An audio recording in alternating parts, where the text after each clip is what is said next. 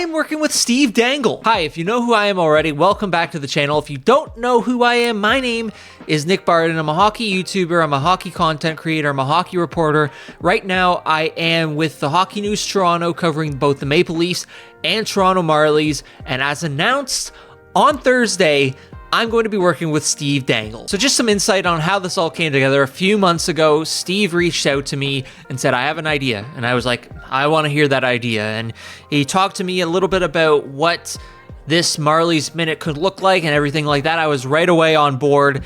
And yeah, a few months later, and it's going to happen. I do want to say, first off, thank you to Steve for really just allowing me to do this with him. I mean, it's crazy. I used to, before even becoming a reporter, before even any of that, I obviously would watch Steve's videos and all of that stuff. And now I'm going to be in videos with him every week. It's crazy. So a little bit on how this will work too. It will be a weekly segment on Steve's LFR videos. So once a week, I'll be in the videos for about a minute long talking about the Marlies and who's really a hot prospect at the moment. Who's a player that could get called up if there's an injury or there's players not playing well. Who is going to be that next Marlie to go up to the Maple Leafs and play? That's what we'll talk about once a week throughout the entire season. Now, he did announce it too on his channel while doing the prospect pyramid. Myself, and Kyle Cushman gave a few video clips on specific prospects.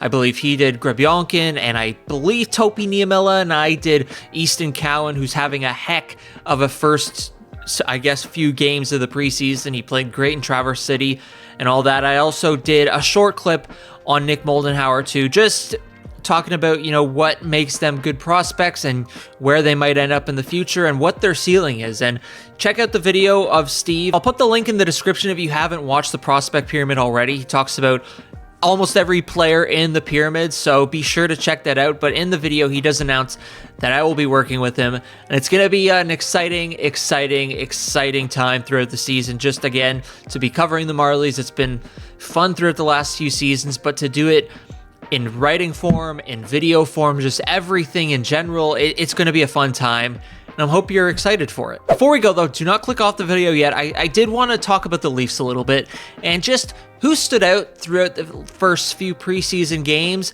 and who could be an interesting player to look at going forward. I think we do have to start off though with news about AndreVasilevski. I know it's Tampa Bay, but it's still news that could affect the Maple Leafs. So as you can see, goaltender AndreVasilevski underwent a successful microdiscectomy this morning. I did not practice that before trying to say it, to address a lumbar disc herniation. Vasilevsky is expected to miss approximately the first 2 months of the regular season. Now, why does this affect the Leafs? Because first off, everything affects the Leafs. Secondly, Martin Jones. Martin Jones is a player that is likely going to need to go through waivers to go to the Marlies and for the Maple Leafs to have enough cap space to begin the season. Now, if there's an injury, a major injury that would make a player go on LTIR to begin the season, they would be able to keep Martin Jones, but as it stands right now,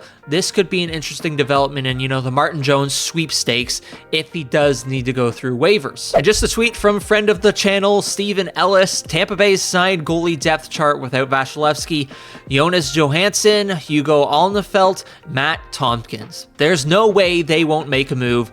And Steven's right. Obviously, whether or not it's through a trade or through picking up a guy on waivers is yet to be seen, but it's something to look out for with Martin Jones if he has to go through waivers. Tampa Bay will be looking to pick up a goalie, and Jones isn't a bad one to pick up if they need it. Now to talk about the Maple Leafs preseason and who's really stood out for Toronto. I think the first person we have to highlight is Connor Timmins, who had a heck of a game on Wednesday. He scored 4 points. As you can see right now, 4 points, 2 goals, 2 assists. I believe he has either 5 or 6 points in the preseason so far for Toronto. He's a guy that, as we talk about Martin Jones and, the Maple Leafs cap space, he's going to be a guy, I'm talking about Connor Timmins here, he's going to be a guy that really needs to either stay up with the Leafs or he's likely going to need to go through waivers because his contract's over $1 million.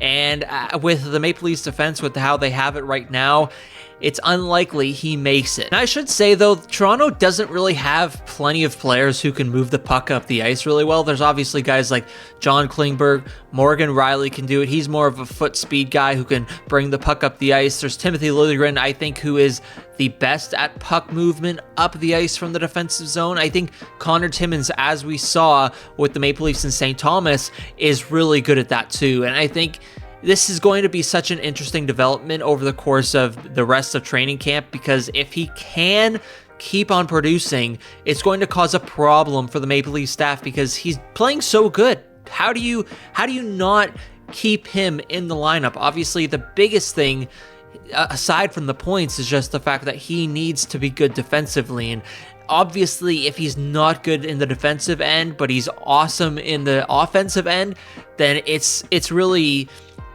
an easy decision not to keep him in the lineup, because you got to have, at the end of the day, as well as good as you are offensively, you got to have to be good defensively too. And Timmins, although he is really showing signs of the offensive game, it's really going to take a little bit more time to see if his defensive game has improved as well. But he's starting to cause a problem for the Maple Leaf staff to figure out who's going to be in the opening night lineup in the opening night roster, because if Connor Timmins is not, then it's always possible that he remains with the Maple Leafs, but in all likelihood, he might have to go through waivers. A few other quick notes. I do want to say that Fraser Minton has looked pretty good. He's obviously going back to Kamloops this year. He pretty well. It's, to me, I think almost certain that he's going to be the captain of the Kamloops Blazers this season, so that's going to be exciting. It's going to be a big season for him in the WHL, so obviously all eyes will be on him to see if he can take another step with the more ice time, the more opportunity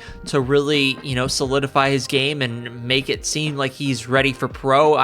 There's two, obviously Easton Cowan, who's stood out immensely throughout development camp, throughout Traverse City's prospect tournament, and now preseason. He's a guy that, it was interesting to see how good he was doing in the preseason against, NHL and AHL talent in some cases. I mean, it's a guy that the Leafs were high on, obviously, to pick him in the first round when nobody else thought he would get picked there. So it's fascinating to see how good he's doing. It's obviously great to see, as a person-to-person standpoint, it's really nice to see him producing at this level. It was nice to see him score in Scotiabank Arena wearing the jersey that he, watched growing up, the team that he watched growing up. So that's obviously a good sign, and it's really cool to see Cowan producing. There is obviously the Matthews, the Mariners, the Tavares, the Nylanders, Max Domi, Tyler Bertuzzi, Morgan Rielly's, that obviously are showing pretty much what we've known they could. Obviously, with Nylander, will he be able to stay at center and, play that role an entire, maybe month or 2 months? Can he really get into that role and play that role for an entire season? That's obviously yet to be seen, but Nylander going to center is going to be a big task for him, I think. Obviously, there's just some little things defensively that you need to really focus on and dial in, but I think that's a fascinating move for Toronto to put him there, and I think if it does pay off in the long run and he can remain at center, this team is going to look a lot different with the terms of the depth and everything else. The last player I do want to mention, though, Matthew Knies. He's looked pretty good, throughout the whole summer. He didn't go to development camp. He did go to the Traverse City Prospects Tournament, which was kind of a surprise to me, but he looked good there. He's looked good in training camp. He looks like he is a solidified NHL player. Now, will he play an entire season up there? It's yet to be seen. I think he would benefit if he is, playing and not really producing that well at the NHL level at some point, to bring him down to the Marlies, to the AHL, to find his game, to get his confidence back. But if he can consistently play and put up points and everything like that, I don't think you will see him in the AHL at all. I think you could possibly see him push and possibly get a Calder nomination. I mean, that's a case too. It's a big thing. Obviously, there's the Connor Bedards, Logan Cooley, but Matthew Knies, he looked good in the last playoffs with Toronto in the NHL. Could do it again this regular season. I know I said one last note. This is the last one. Nick Robertson has looked pretty good as well. I think it's almost certain that he could be in the NHL to begin the season. I think his, goal scoring power, his shot, it's really needed in this lineup. I think as you go down and further out the lineup, Toronto's depth scoring really gets thinner and thinner, and I think with Robertson, if he can play on that second line, if he can play on that third line too, he's going to add another element of scoring, which is going to be good. And I know I said last one again, but Noah Gregor, PTO, he's on a PTO right now. He's going to get a contract. To me, he's speedy, he's fast, he knows how to use his speed, whether it's going north to south or, changing it up and going east to west in some cases. He's a really solid player, and he's another player that, could add another dimension to Toronto's lineup further down it. I think his speed, it really would help the Maple Leafs in the transition, and having him would be of benefit to Toronto as well. So yeah, it's a lot to cover today. I mean, obviously the news that I'm going to be in LFRs, a few of the prospects or players that stood out for me, at least in the first few games of the preseason. And yeah, hockey is slowly and surely coming back, and it's getting more busy and more exciting, so I'm excited for it. Again, I want to thank Steve for allowing me to be in these LFRs for the next, I guess, and I was going to say few months, but the entire season. It's going to be a lot of fun. It's going to be interesting to see how the prospects do, how the Maple Leafs do, how the Marlies do, and who really could blossom and become, one of the next players that steals a lineup spot for the Maple Leafs. That, though, I think is where I'm going to end it off. I don't think I have anything else to talk about. Again, I want to thank you all so much for the support. If you do enjoy the video, make sure to leave a like. If you really enjoy it, subscribe. It helps a lot.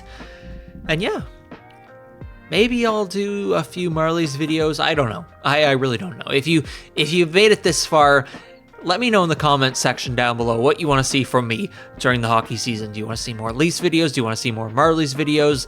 Put it in the comment section down below. But again, thank you so much for watching. We'll see you in the next video.